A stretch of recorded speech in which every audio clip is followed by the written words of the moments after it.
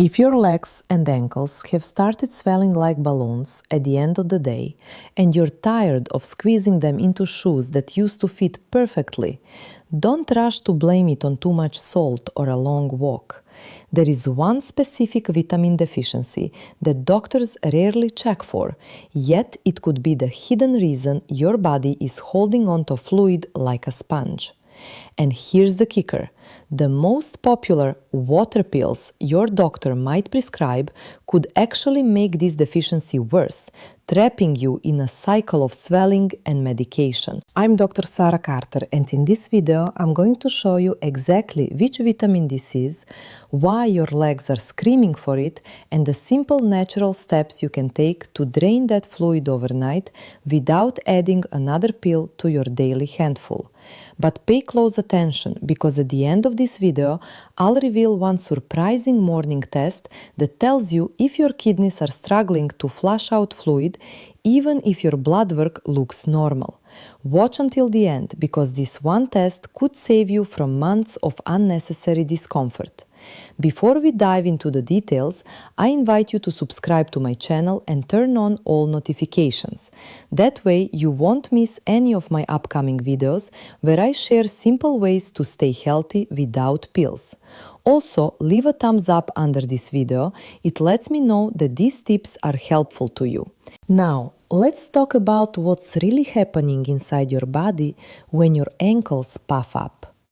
Imagine your blood vessels are like a network of garden hoses. When everything works well, the water inside stays where it belongs, inside the hose. But when that hose gets weak, leaky, or inflamed, fluid starts seeping out into the surrounding tissue. That's exactly what happens with swollen legs. The tiny blood vessels in your lower legs, called capillaries, become porous, and fluid leaks into the spaces around your cells. Gravity pulls it down, so your ankles and feet take the brunt of it. But here is what most doctors won't tell you. One of the most common causes of this leaky vessel problem is a deficiency in vitamin B1, also known as thiamine. Thiamine is like the gatekeeper of your blood vessel walls. Without enough of it, those walls become weak and floppy, like an old rubber band that's lost its stretch. Fluid just pours out. And the worst part? Many of the medications people take for high blood pressure, heart failure, or even diabetes, like diuretics or water pills, actually deplete your body's stores of thiamine.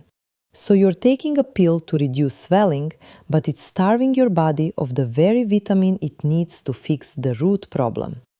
Write in the comments below, how often do you struggle with swelling in your legs or feet? How many pills do you take daily? Let's see how many of us are dealing with this. Now, let's move forward and uncover the simple steps you can take to fix this naturally. But before I reveal the specific foods and supplements that can help, I need to warn you about something critical. Many people over 50, when they hear about vitamin B1, immediately rush to the pharmacy and buy the cheapest synthetic thiamine they can find. And then they wonder why nothing changes. Here's the truth. Not all thiamine is created equal. Your body has a hard time absorbing synthetic thiamine mononitrate, the kind found in most cheap supplements. It's like trying to water your garden with a thimble when you need a bucket. What you actually want is a form called benfotiamine, a fat-soluble version of vitamin B1 that your body can actually use. Benfotiamine penetrates deep into your tissues, including those fragile blood vessel walls, and repairs them from the inside out. It's the difference between patching a leaky pipe with duct tape and actually replacing the damaged section. Now let me give you a simple morning routine that will start turning this around within days. Step 1. Start your day with a glass of warm water and the juice of half a lemon. Why? Lemon is rich in citric acid, which helps your body absorb thiamine more efficiently. It also supports your lymphatic system. That's your body's drainage network, the one that's supposed to carry excess fluid away from your legs. Most people have sluggish lymphatics because they are dehydrated and acidic. Warm lemon water gently wakes up that drainage system, like turning on a slow trickle that gradually becomes a steady flow. Step 2. Add magnesium to your daily routine. You see, thiamine and magnesium work together like a lock and key. Without enough magnesium, your body cannot activate thiamine, no matter how much you take. It's a common mistake. People load up on B vitamins but skip magnesium, and then they wonder why they still feel tired and swollen. The best food sources of magnesium are dark leafy greens like spinach, pumpkin seeds, and black beans. But if you're over 60, your stomach acid is often lower, making it harder to absorb magnesium from food alone. That's why I recommend a simple magnesium glycinate supplement before bed. It's gentle on the stomach and helps you sleep deeper too. Step 3. Eat more thiamine-rich foods, but prepare them correctly. The best sources are pork, sunflower seeds, flax seeds, and whole grains like oats. But here's the catch. Thiamine is destroyed by heat. Boiling vegetables or overcooking meat can wipe out up to 50% of the thiamine content. So lightly steam your vegetables, and if you're cooking pork, do it gently. Also, avoid drinking tea or coffee with your thiamine-rich meals. Tannins in tea and coffee bind to thiamine and prevent absorption. Wait at least an hour after your meal before having that cup of tea. Now, let's talk about the elephant in the room, salt. I know you heard this before, but let me explain why it matters specifically for swollen legs. Salt acts like a magnet for water. When you eat too much sodium, your body holds onto fluid to dilute it, and gravity pulls that fluid straight down into your ankles. But here's what's interesting. It's not just about cutting salt. It's about balancing it with potassium. Most people over 50 are dangerously low in potassium, which helps your kidneys flush out excess sodium. Good sources of potassium include bananas, avocados, sweet potatoes, and white beans. Just one medium sweet potato with the skin on gives you more potassium than a banana. So instead of just saying cut salt, I'm telling you to crowd it out with potassium-rich foods. Your legs will thank you. But pay close attention, because the next step is something almost nobody talks about, and it's the one that makes the biggest difference. I'll reveal it in just a moment, but first, let's talk about a hidden enemy that could be undoing all your efforts without you even knowing it. I'm talking about a class of medications that millions of people over 50 take every single day, and they could be quietly sabotaging your body's ability to get rid of fluid. I'm referring to non-steroidal anti-inflammatory drugs, or NSAIDs. Ibuprofen, naproxen, diclofenac, these are common names you probably have in your medicine cabinet right now. And yes, they help with pain. But here is what your doctor might not have told you. NSAIDs can cause your kidneys to retain sodium and water, which directly leads to swelling in your legs and ankles. In fact, studies have shown that regular use of these drugs can increase fluid retention by up to 20%. So if you're taking painkillers for your knees or back and then wondering why your ankles are puffing up, this could be the missing link. I'm not telling you to stop your medication cold turkey. That can be dangerous, but I'm urging you to have an honest conversation with your doctor about alternatives. There are safer options like topical creams or acetaminophen in lower doses that don't have the same fluid retaining effect. And if you can reduce your reliance on NSAIDs, even just for a few weeks, you might be shocked at how much the swelling goes down. Now, here's the step I promised you, the one that almost nobody talks about but works like a charm. It's something you can do right now, sitting in your chair, without any special equipment. I call it the lymphatic pump. Your lymphatic system is like a second circulatory system that drains excess fluid from your tissues. But unlike your blood, your lymph has no heart to pump it. It relies entirely on movement and muscle contractions. And as we age, we move less, so the lymph stagnates. Here's what you do. Sit comfortably with your feet flat on the floor.